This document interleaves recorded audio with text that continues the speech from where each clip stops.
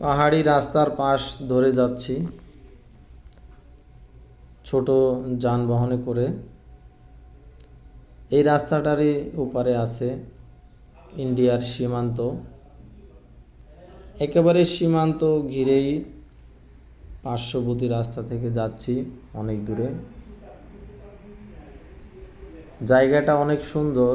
ক্যামেরায় পাহাড়গুলি আসলে অনেক ছোট লাগছে। আসলে আসলে পাহাড়গুলি এতটা ছোট নয়, পাহাড়গুলি অনেক বড়, কোথাও উঁচু কোথাও নিচু। একসময় এই জায়গায় অনেকটা জঙ্গল ছিল, চারিদিকে জঙ্গল আর জঙ্গল, কিন্তু কালের বিবর্তনে এখানে জনবসতি হয়েছে। জানা যায় এইখানটায় একসময় অনেক ঘন জঙ্গল ছিল। এখানে বিভিন্ন ধরনের বানর, বাঘ, চিতাবাঘ, অনেক বন্য প্রাণী বসবাস ছিল, কিন্তু এখন বর্তমানে সেগুলি আর না, সেগুলি বিলুপ্তর পথে। মাঝে মধ্যে এখানটা একটু ফাঁকা আছে, কিন্তু এখান থেকে একটা রাস্তা চলে গেছে। সেই রাস্তাটা থেকে একটু ভিতরে গিয়ে অনেক গভীর জঙ্গল, সেখানে বানর দেখা যায়।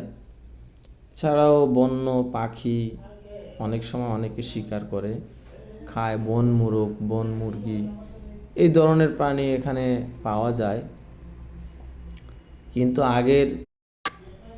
কিন্তু আগে যেই বাঘ ছিল বা হরিণ ছিল, সেইগুলি এখন আর নাই। তো আমি আসলে এই পাহাড়ি রাস্তার পাশ ধরে যাচ্ছিলাম একটা জায়গায়, তো হঠাৎ করে মনে হলো ভিডিও করি, আপনাদের মধ্যে শেয়ার করি। এই জায়গা নিয়ে অনেক কাহিনী, অনেক গল্প আছে। এখানে সব সরকারি জায়গা, পরিত্যক্ত জমি, এখানে রয়েছে অনেক কবরস্থানে শায়িত আছে হাজারো মানুষ।